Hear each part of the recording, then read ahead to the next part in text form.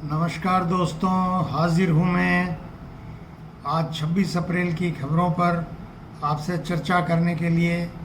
और आप गौर करिए, अगर आप थोड़ा सा इन खबरों को सुनेंगे तो आपको एक तरह से बहुत सारे ऐसी खबरें हैं जो आप तक नहीं पहुंच पाती हैं, शायद आपके लिए उपयोगी हों। सामाजिक, आर्थिक, राजनीतिक विषयों पर रुचि रखने वालों के लिए ये महत्वपूर्ण हो सकती हैं। आप गौर फरमाएं। पाक रक्षा मंत्री ने सार्वजनिक रूप से प्रेस कॉन्फ्रेंस में बयान दिया है कि 30 साल से अमेरिका, ब्रिटेन और पश्चिमी देशों के उकसावे पर उनकी मदद से अफ़गानिस्तान बॉर्डर और पाकिस्तान के जो दूसरे ग्रुप्स हैं उनको दबाने के लिए वो आतंकवाद के गंदे धंधे, ये शब्द उनका यूज़ किया हुआ है, गंदे धंधे को पाकिस्तान करता रहा है और आज हमको उसका अफसोस है। अब तो अफसोस करने से कुछ होगा नहीं, क्योंकि 35 साल से 1972 के शिमला एग्रीमेंट के बाद 18 साल आप चुप रहे, शांत रहे ना आप। इंदिरा जी थी, बाद में 2.5 साल के लिए जनता पार्टी की सरकार भी आई, फिर 10 साल कांग्रेस की सरकार भी आई। आप शांत रहे, शिमला समझौते का सम्मान किया, वो अशांति नहीं हुई बिल्कुल। आपने जो टेररिस्ट्स को उकसाने का काम नहीं किया, लोकल लेवल पे डिस्टर्बेंस करने का आपने काम नहीं किया, तो सब शांति रही। आप भी ग्रो कर रहे थे, हम भी ग्रो कर रहे थे, पाकिस्तान का भी विकास हो रहा था। आप 1970-72 की अपनी जीडीपी उठाइए और आज की जीडीपी उठाइए, पर कैपिटा जीडीपी आपकी गिर गई है। ये पाकिस्तान को समझना पड़ेगा। अब पाकिस्तान आगे किस प्रकार से भारत के साथ आगे बढ़ना चाहता है, क्या बढ़ने के लिए, सही रास्ते पर रहने के लिए उसके कदम होंगे, वो तो उनकी सरकार के विचार का विषय है। पर उन्होंने स्वीकार किया है, जब आपने अपने पश्चिमी बॉर्डर पे आतंकवाद को पनपाया तो आतंकवाद एक जगह तो रुकना नहीं था, वो पूर्वी बॉर्डर पे भी आया। फिर उसमें आपके मुशर्रफ, जियाउल हक, अनेक नेताओं का, एवं नवाज शरीफ का भी अलग अलग समय पे, इमरान खान, सब ने तरह तरह के, बेनज़ीर भुट्टो, सब ने उसमें आग में घी डालने का ही काम किया है। लेकिन आप ये देखिए, पूरे देश में हिंदू मुस्लिमों के एक होकर के बंद रखने के और प्रदर्शन की खबरें अखबारों में प्रमुखता से छपी है, चाहे वो दिल्ली हो, सीकर हो, जयपुर हो, बम्बई हो, भुवनेश्वर हो। और दिल्ली में जामा मस्जिद पे तो मुसलमानों ने जुमे की नमाज के बाद बाकायदा पाकिस्तान मुर्दाबाद के नारे लगाए और तिरंगा लहराया। राहुल गांधी जी के नेतृत्व में कल एक कैंडल मार्च हुआ जो इंडिया गेट तक गया कांग्रेस मुख्यालय से, और उसका भी बहुत खबर जो है वो प्रमुखता से छपी है। और एक खबर ये भी आई है इसी कश्मीर के संबंध में, स्थानीय खच्चर वाला है एक, वो कुछ पर्यटकों से डाउटफुल तरीके की बातें कर रहा था, तो वो एक पर्यटक ने रिपोर्ट किया पुलिस को, तो शायद उसकी भी खोज हो रही है। और इससे संबंध में तो हाँ, दिल्ली की केंद्र सरकार ने विदेश की कई सरकारों को क्रेडिबल इनपुट्स और इंटेलिजेंस के जो ऐसे इंफॉर्मेशंस है, टेक्निकल इंटेलिजेंस के, वो मुहैया कराए हैं, उपलब्ध कराए हैं, जिनसे साबित होता है कि पाकिस्तान का सीधा हाथ इसके अंदर था। वो तो वैसे भी आर्मी चीफ जो मुनीर है, उन्होंने कह ही दिया था 8-10 दिन पहले, कुछ दिन पहले, कि भाई जो है कश्मीर हमारी गले की वो महत्वपूर्ण नस है। दिल्ली की पीएमएलए कोर्ट ने ईडी की जो चार्जशीट राहुल जी और सोनिया जी के खिलाफ प्रस्तुत हुई, उसको स्वीकार करके और नोटिस देने से इनकार कर दिया है फिलहाल, और कहा है कि आपके द्वारा प्रस्तुत रिकॉर्ड से ये नोटिस के योग्य मामला नहीं बनता, और आप जो भी पत्रावलियाँ आपको नहीं मिल रही हैं या जो भी हैं वो और दीजिए, उसके बाद विचार करेंगे। तो ये तो पहले से ही मालूम ही है कि ईडी के पास ऐसा कोई तथ्यात्मक विवरण नहीं है। और एक इम्पॉर्टेंट बात शायद दर्शकों को मैंने कभी नहीं बताई हो, कि लखनऊ की संपत्ति को छोड़ करके बाकी संपत्ति एसोसिएटेड जर्नल के नाम है तो सही, और उसका मान लीजिए देख रेख यंग इंडियन कंपनी भी कर रही होगी, लेकिन वो संपत्ति लीज पर है। अगर कोई कॉमर्शियल संपत्ति लीज पर दिल्ली डेवलपमेंट अथॉरिटी ने या लोकल बॉडी ने किसी कंपनी को दी है तो कंपनी उसको बेच तो सकती ही नहीं, उसको उसी काम में ले सकती है जिस काम के लिए वो लीज पर ली गई है। इसलिए ईडी का ये मामला देख लीजिएगा, अंत में जाकर मुंह की खानी पड़ेगी। सुब्रमण्यम स्वामी करते रहते हैं ट्वीट, उसका तो कोई हमारे पास इलाज है नहीं। जल जीवन मिशन की भी एक सनसनीखेज खबरें लगातार महेश जोशी जी को लेकर के सभी अखबार छाप रहे हैं, क्योंकि चटकारों से तो मज़ा सभी को आता है। अब ईडी में मान लो उन्होंने कोई बात कही होगी कल, उसका कुछ अंश जो है वो अखबारों में छप रहा है। अब ईडी लीक कर रही है तभी छप रहा है। ईडी को अंत में जाकर के अपना निष्कर्ष सामने लाना चाहिए, बजाय इसके कि इस तरह से वो सनसनीखेज खबरें लीक करा रहे हैं कि इतने % लेते थे, नहीं लेते थे। अब मैं इसमें नहीं जाना चाहता, लेकिन ईडी को अपनी एक क्रेडिबिलिटी के साथ काम करना चाहिए। अभी गर्मी बढ़ गई है, इसलिए 500 लाख यूनिट बिजली की शॉर्टेज चल रही है, लेकिन साथ ही खबर ये भी है कि राज्य सरकार जो है वो केंद्रीय पूल से अतिरिक्त बिजली लेने का प्रयास कर रही है। तो जनता की अपेक्षा है कि भाई गर्मी में बिजली को लेकर परेशानी नहीं हो। एक खबर ये भी है कि 16 महीने में भजनलाल जी की सरकार Mahatma Gandhi English medium school जो कांग्रेस की सरकार में खुले थे लगभग 3000 कुछ, आप ये कह कर के पहले तो कहा कि इनमें टीचर नहीं है, 1.5 साल में आप टीचर भर्ती नहीं कर पाए। अब उसमें कह रहे हैं कि भाई एनरोलमेंट नहीं है। जब टीचर नहीं होंगे तो एनरोलमेंट कैसे होगा, बच्चे कैसे आएंगे? तो कह रहे हो कि एनरोलमेंट नहीं है, तो आपको बंद करनी है तो आप सामने आइए, और चालू रखनी है तो आप टीचर लगा के अभियान चला के एनरोलमेंट कराइए। सरकारी स्कूल में तो कोई भी अंग्रेजी पढ़ना चाहेगा। तो इस पर सरकार की नीति स्पष्ट नहीं होने से आलोचना हो रही है, और आलोचना होनी भी चाहिए। एक सुखद खबर है, कंज्यूमर कोर्ट्स में कुछ नियुक्तियां हुई है, जयपुर में भी और 20 जिलों में। सुप्रीम कोर्ट ने कुछ समय पहले निर्देश दिए थे सभी सरकारों को भी इसका राजनीतिकरण होता है, भाजपा या कांग्रेस के कार्यकर्ताओं की, सीनियर कार्यकर्ताओं की वहाँ अध्यक्ष और मेंबरों पे नियुक्ति होती है। तो सुप्रीम कोर्ट ने कहा लिखित परीक्षा हो, वर्बल इंटरव्यू हो। इंटरव्यू तो पहले भी होते थे, लेकिन कहते हैं औपचारिकता होती थी, मालूम नहीं। पर इस बार 69 सदस्यों और अध्यक्षों की नियुक्ति हुई है, अच्छी बात है। जितना भी सुधार हो व्यवस्था में वो अच्छी बात है।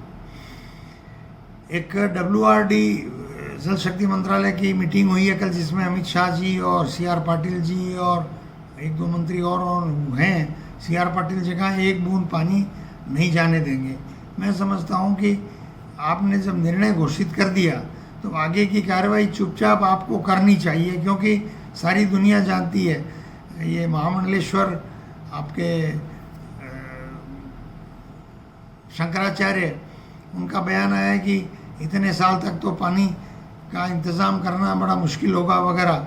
तो ये इसमें कोई ऐसी बात नहीं कहना चाहता जिससे ये हो कि भाई आप सोचो कि मैं देश के खिलाफ बोल रहा हूँ, पर व्यवस्थाएं हमको तेज़ी से करनी पड़ेगी, तब जा कर के ये जो आपने समझौता ट्रीटी पे एबेंस में किया है वो इम्प्लीमेंट होगा। अभी देखते हैं आने वाले समय क्या क्या होता है। एक खबर ये भी है कि सुप्रीम कोर्ट ने राहुल गांधी जी को सलाह दी है कि आप सावरकर जी के बारे में इस तरह से न बोलें, और क्योंकि एक कोई इलाहाबाद हाई कोर्ट में किसी ने डिफेमेशन केस लगाया था, तो उस पर राहुल जी को नोटिस देने के मामले पे स्टे कर दिया है। राहुल जी को एक तरह से राहत दी है सुप्रीम कोर्ट ने, परंतु उनको सलाह या निर्देश कुछ भी आप मानिए वो दिए हैं कि भी जो हमारे स्वतंत्रता सेनानी हैं उनके बारे में लोगों की भावनाएं अलग अलग होती है, किसी की गांधी जी के बारे में, किसी की सावरकर जी के बारे में, तो उससे बचना चाहिए। एप्पल कंपनी जो है, जो आईफोन बनाती है, वो चाइना से अपनी फैक्ट्री भारत में शिफ्ट करने जा रही है, ऐसा अंग्रेजी और हिंदी के अखबारों में आया है। अगर ये शिफ्ट यहाँ होती है तो भारत के लिए बहुत बड़ा एक रोज़गार का अवसर होगा। लेटेस्ट सी। एक बड़ी इंपॉर्टेंट खबर है कि पिछले 10 सालों में अलग अलग सरकारें, 10 साल का मतलब 2014 से अब तक भजनलाल सरकार, मतलब वसुंधरा जी के 5 साल, गहलोत साहब के 5 साल और 1.5 साल भजनलाल जी के। इन 10 सालों में, 11 सालों में 347 आश्वासन जो है विधानसभा के पटल पे मंत्रियों ने दिए, वो पूरे नहीं हुए हैं। ये विधानसभा के जो अध्यक्ष रहे, चाहे कैलाश मेघवाल जी रहे या सीपी जोशी जी रहे या अब वासुदेव देवनानी जी हैं, इनके लिए एक बड़ा प्रश्न है। इनको मॉनिटरिंग और तेज़ करनी चाहिए। पर होता ये है, मोस्टली देखा है मैंने, बाबड़ा जी के अलावा कोई विधानसभा अध्यक्ष अगर जयपुर में हैं तो 10 से 5 तक विधानसभा में बैठ करके और पूरी काम करे। विधानसभा अध्यक्ष का काम कोई हल्का काम नहीं होता है, खाली हाउस चलाना ही नहीं होता है। विधानसभा अध्यक्ष जो हैं, जितने हाउस में बातें होती है उनके फॉलो अप होते हैं, मंत्रियों ने आश्वासन दिए होते हैं, प्रश्नों के जवाब दिए होते हैं, उसके अंदर जो सवाल जवाब होते हैं और जो प्रश्न विधानसभा के 1 घंटे की कार्रवाई में नहीं भी हों और उनके लिखित जवाब जो आते हैं, उन जवाबों का भी मॉनिटरिंग करने के लिए सैकड़ों का स्टाफ होता है। विधानसभा अध्यक्ष चाहे, मैं तो पॉलिटिकली भी कह रहा हूँ, विधानसभा अध्यक्ष चाहे तो अपनी सरकार को वापस लाने में, मतलब उसकी पार्टी की सरकार को वापस लाने में मुख्यमंत्री का बहुत बड़ा सहयोग कर सकता है, क्योंकि मुख्यमंत्री को तो राजनीति भी करनी होती है, दौरे भी करने होते हैं। पर विधानसभा अध्यक्ष चाहे तो विभागवार विभागाध्यक्षों को, सचिवों को समय समय बुलाकर मॉनिटरिंग कर सकते हैं। और अब ये है कि किसकी क्या रुचि है, क्या नहीं है, देश प्रदेश को कौन कितना प्यार करता है, कौन अपनी परफॉर्मेंस कितनी देना चाहता है और अपनी जनता के लिए। देखिए, समाज के अंदर आप खाली जो दिख रहा है वही सेवा नहीं कर रहा है, जो नहीं दिख रहा है वो भी बहुत सेवा करते हैं। आपको मैं ऐसे ऐसे लोग जानता हूँ जो विधायक नहीं, प्रतिनिधि नहीं, पार्षद नहीं, पढ़े लिखे हैं, इंटेलिजेंट हैं, संपर्क हैं लोगों से, और वो सरकारों से चुपचाप रह कर के ऐसे निर्णय करा देते हैं कि सैकड़ों हजारों करोड़ रुपए जनता के बच जाते हैं। मैंने एक ऐसे व्यक्ति को जानता हूँ जिसने कई ठेके कैंसिल करवा दिए बिना सामने आए, और वो दोबारा जब ठेके हुए तो रेटें इतनी कम आई। तो बताइए, उस व्यक्ति को मैं जानता हूँ, मैं तो उसको हफ्ते में 1 बार फ़ोन करता हूँ कि आपको मैं सैल्यूट करता हूँ। सब इंस्पेक्टर परीक्षा को लेकर के हनुमान बेनीवाल जी जो हैं, उन्होंने आज से आंदोलन शहीद स्मारक पे शुरू किया है। गर्मी तेज़ है, उनको सलाह है कि वो अपने शरीर का ध्यान रखें, अपने आप को हाइड्रेटेड रखें। और सब इंस्पेक्टर परीक्षा भर्ती रद्द होने के मामले में मैं निजी रूप से हर उस व्यक्ति के साथ हूँ जो इस परीक्षा को रद्द कराना चाहता है। किरोड़ी लाल जी ने जल जीवन मिशन को लेकर के महेश जोशी जी के गिरफ्तारी के बाद एक नई बात कही है कि मैंने बड़े बड़े अफसरों के खिलाफ भी प्रमाण दिए थे, उन पे कार्रवाई होनी चाहिए। देखते हैं कि भजनलाल जी और उनकी एसीडी और ईडी क्या क्या करती है। अब सरकार ने तो प्रमोशन तक कर दिए उन अफसरों के। खैर चलिए, प्रमोशन तो आप तब तक कर सकते हैं जब तक उनको चार्जशीट नहीं मिले, लेकिन अब सरकार आगे कार्रवाई तो करे। शिक्षा संकुल में एक भवन है, राजीव गांधी भवन, उसका नाम मदन दिलावर जी ने राजस्थान सरकार के माध्यम से राजीव गांधी भवन से हटाकर अहिल्या देवी होलकर के नाम पे कर दिया है। नाम बदलने के मामले में तो भाजपा जो है उसकी एक मजाक ही उड़ती है, चाहे शाम भाजपा के लोगों से पूछ लो या किसी और से पूछ लो, निष्पक्ष आदमी से वही कहता है कि भाजपा को नाम ही बदलना आता है। एक महत्वपूर्ण कश्मीर को लेकर के जो थोड़ा एकेडमिक इंटरेस्ट रखते हैं उनके लिए मेरी सलाह है कि 25 मार्च का इंडियन एक्सप्रेस में सी राजा मोहन का आर्टिकल है, वो ज़रूर पढ़ें। उन्होंने all round positive, negative, plus minus, आगे पीछे, भविष्य, भूत और संभावनाएं, युद्ध से लेकर के समझौते तक, युद्ध से लेकर रिकन्सिलिएशन तक, सभी चीज़ों पे एक अच्छा आर्टिकल लिखा है भारत पाकिस्तान के संबंधों को लेकर। इस संबंध में एक बात ज़रूर वाजपेयी की जी, अटल बिहारी वाजपेयी ने कहा था एक बार कि आप अपने दोस्त बदल सकते हैं लेकिन पड़ोसी नहीं। पाकिस्तान हमारा पड़ोसी है, अब समझना पाकिस्तान को है, क्योंकि भारत तो कभी पाकिस्तान को डिस्टर्ब करता नहीं है। डिस्टर्ब तो पाकिस्तान ही भारत को करता है। पाकिस्तान की इकोनॉमी बहुत बुरे हालात में है। उनके 40% लोग भूखमरी के शिकार हैं और वो BPL बिलो पॉवर्टी लाइन जीवन जी रहे हैं। उनकी कच्ची बस्तियों की, गाँव की हालात बहुत ख़राब है, रोज़गार है नहीं, और उनकी महंगाई दर जो है वो कोई ज़माने में 29% थी और अब होने को 2.5% है। वो 2.5% इसलिए है कि कोई ख़रीदने के लिए लोगों के पास पैसे नहीं है। महंगाई दर बैलेंस हो तो इसका मतलब होता है कि भाई आप खरीदने के लिए पैसे हैं और चीज़ें महंगी मिल रही हैं, चीज़ें कम हैं मार्केट में।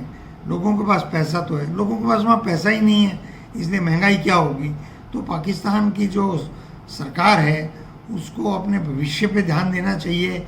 मुनीर जैसे आर्मी चीफ जो केवल भारत के प्रति जहर उगल करके अपनी कुर्सी बचाए रखना चाहते हैं, उन लोगों को भविष्य की ओर देखना चाहिए, क्योंकि पाकिस्तान एक फेल्ड स्टेट के रूप में जाना जाता है।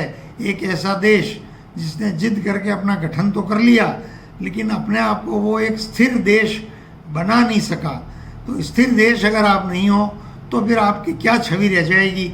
आपके अपने जो आपका अपना जो कौम है, आपके पड़ोस में सारे अरब कंट्रीज़ हैं, आपके पश्चिम में, आपके उत्तर पश्चिम में, तो वो भी आपका मखौल उड़ाते होंगे या वो अकेले में आपके हित की कोई सलाह देते हैं तो उस पर आप गौर करो और आपको भड़काते हैं तो आप उसको अपना मित्र मत मानिए, क्योंकि आपकी स्थिति बहुत ख़राब है।